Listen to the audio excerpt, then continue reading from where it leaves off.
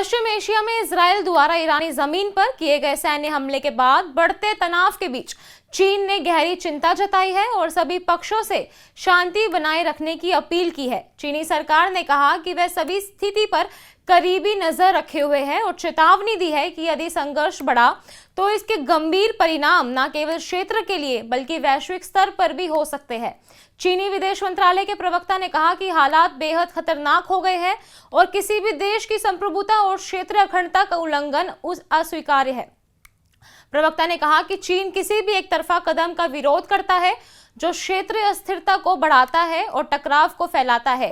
हालिया घटनाक्रम किसी के भी हित में नहीं है। हम सभी पक्षों से शांति और स्थिरता को प्राथमिकता देने का आह्वान करते हैं। पश्चिम एशिया में इजरायल द्वारा ईरानी जमीन पर किए गए सैन्य हमले के बाद बढ़ते तनाव के बीच चीन ने गहरी चिंता जताई है और सभी पक्षों से शांति बनाए रखने की अपील की है। चीनी सरकार ने कहा कि वह सभी स्थिति पर करीबी नजर रखे हुए है और चेतावनी दी है कि यदि संघर्ष बढ़ा तो इसके गंभीर परिणाम न केवल क्षेत्र के लिए बल्कि वैश्विक स्तर पर भी हो सकते हैं। चीनी विदेश मंत्रालय के प्रवक्ता ने कहा कि हालात बेहद खतरनाक हो गए हैं और किसी भी देश की संप्रभुता और क्षेत्रीय अखंडता का उल्लंघन अस्वीकार्य है। प्रवक्ता ने कहा कि चीन किसी भी एक तरफा कदम का विरोध करता है जो क्षेत्रीय अस्थिरता को बढ़ाता है और टकराव को फैलाता है। हालिया घटनाक्रम किसी के भी हित में नहीं है। हम सभी पक्षों से